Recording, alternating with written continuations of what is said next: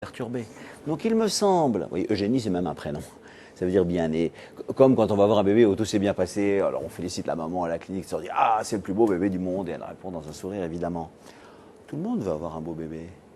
Et là, il y a donc aussi une assez grande souffrance. Donc moi je pense que la tentation eugénique, elle rôde un peu partout. Et donc c'est une souffrance aussi qu'il faut porter. Alors ce que j'ai bien aimé dans ce que vous avez dit l'un et l'autre, c'est effectivement non, non, non, non, attention, il y a un respect absolu pour une vie humaine, parce qu'une vie humaine c'est un cadeau de Dieu quand même. Mais là, maintenant je voudrais en venir à ce qui est le début de la question, qui est le diagnostic préimplantatoire ou prénatal, DPN, DPI, enfin ce qu'on appelle la médecine prédictive. J'ai dit, oui, bien sûr, tous les progrès de la médecine, c'est une merveille, on est très content. Mais attention à la façon dont on l'utilise. Je vois par exemple un jeune médecin de Lyon qui est très performant, qui fait les IRM. Il arrive à savoir ce qui se passe dans le cerveau et, au moment du fœtus très très tôt. Il dit, c'est une science prodigieuse. Mon seul drame, c'est qu'elle ne sert qu'à la mort. Parce que ce que je découvre comme une anomalie, une maladie ou une difficulté, on n'est pas encore capable de le guérir. Vivement qu'on puisse le guérir. C'était le même cri, si vous voulez, à propos de la trisomie 21. On disait, ben voilà, on a découvert cette maladie, on en a découvert la cause, c'est la trisomie 21. Pourvu qu'on arrive à le guérir, il faut donc que les chercheurs cherchent. Sinon, eh ben, on va les faire disparaître. Alors ça, c'est objectivement une très grande souffrance. Maintenant, même pour des choses plus petites, un jeune couple, par exemple, il me racontait il n'y a pas très longtemps, eh ben, dans la médecine prédictive, on leur a dit au 3e ou au 4e mois que leur enfant n'avait qu'un rein. Bon, il y a beaucoup de gens qui ne vivent qu'avec un rein. Et dit, en fait, on n'était pas content qu'il nous l'ait dit. Parce que bien sûr, ce bébé, c'était notre bébé, il n'y avait pas le quart d'une question sur le sujet. Mais ça a pesé sur la fin de la grossesse comme un poids injuste. Parce qu'on aurait aimé attendre notre bébé, comme tout le monde attend son bébé, et d'ailleurs il est en parfaite santé et tout et tout. Donc il y a une anomalie qui ne met aucunement en danger l'enfant, et pourtant, à cause de cette médecine, qui est objectivement un progrès, eh ben, la façon dont on le communique et dont on communique avec les parents ou futurs parents sur ce sujet demande aussi d'être revu, ou beaucoup de tact, parce que parfois on met sur les épaules des gens des souffrances injustes ou trop lourdes ou trop graves pour eux. En tout cas, on met des questions nouvelles sur les épaules des parents parce que du fait de ces diagnostics, on leur demande de choisir. Faut-il continuer ou pas? C'est une question qui n'a pas existé dans les époques précédentes de notre humanité. Vous accompagnez les uns et les autres, j'imagine, les couples confrontés à ces questions? Des gens, par exemple, qui ont eu des enfants, et ils ont toujours tremblé à l'idée qu'ils pourraient avoir un enfant avec une malformation.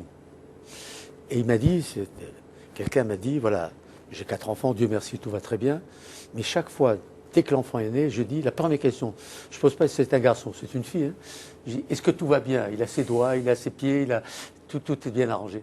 C'est une angoisse que peuvent avoir les parents avant la naissance.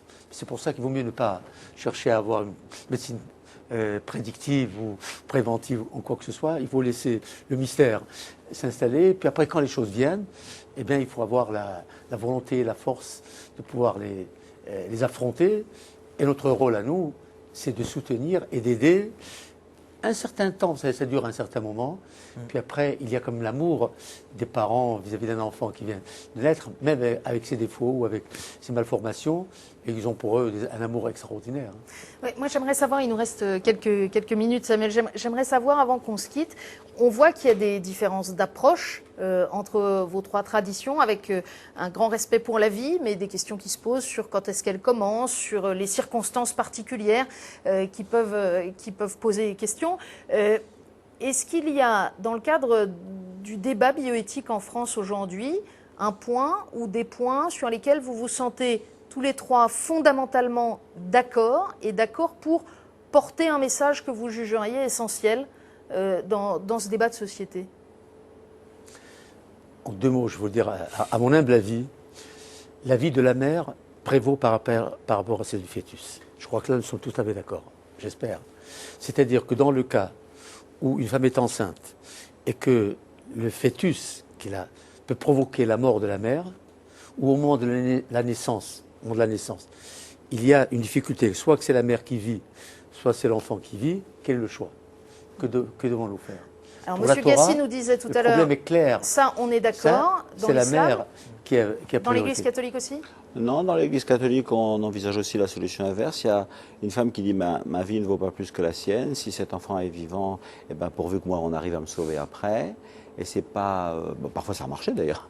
Et cette femme a été sauvée. Et parfois elle a accepté de perdre sa propre vie. C'est même arrivé à une jeune femme qui était pilote d'avion, là, qui n'était pas particulièrement catholique, et qui a dit dans ce raisonnement humain, bon ben, après tout, si moi-même ma vie est en danger et que la sienne est préservée et en très bonne santé, essayons de les faire vivre les deux. C'est pas une raison suffisante pour la supprimer. Cela dit, sur le fond même, effectivement, on va tout faire pour essayer de sauver cette maman. Et si jamais l'enfant meurt, ce ne sera pas qu'on a voulu la mort de l'enfant. On ne peut jamais vouloir la mort de quelqu'un. Et comme a dit le grand rabbin, alors là je suis d'accord avec lui, on va tout faire pour sauver la vie de cette maman. Y compris si ça a la conséquence que cet enfant meurt. Ça, c'est une chose qui est possible et reconnue par l'Église catholique aussi. Non, mais des points communs, on en a beaucoup. Moi, j'aurais bien aimé que Azedine parle aussi sur... parce que, en fait, eux, ce sont deux papas et moi, pas. Donc, c'était très beau ce qu'a dit le rabbin sur...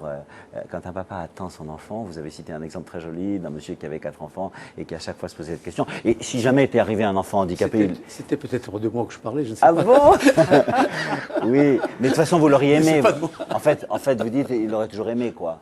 Et, voyez, mais c'est vrai que c'est une angoisse profonde. Et ça, je trouve que c'est intéressant pour vous, que vous le disiez dans la façon dont vous avez attendu, puis accueilli un enfant qui était votre enfant, quoi.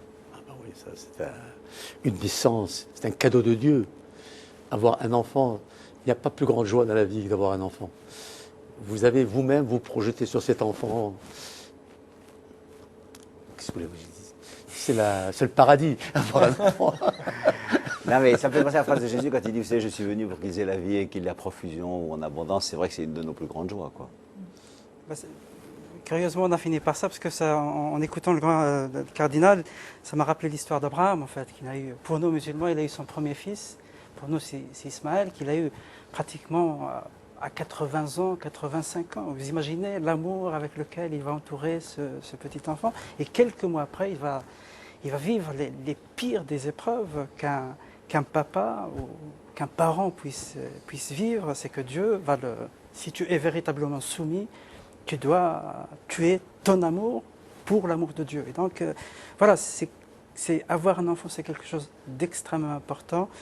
Le perdre, c'est quelque chose de terrible aussi. Et c'est dans ce sens que, vraiment, en tant que musulman, je pense que c'est le cas pour toutes les... Il faut faire très attention quand on est en train de manipuler la vie.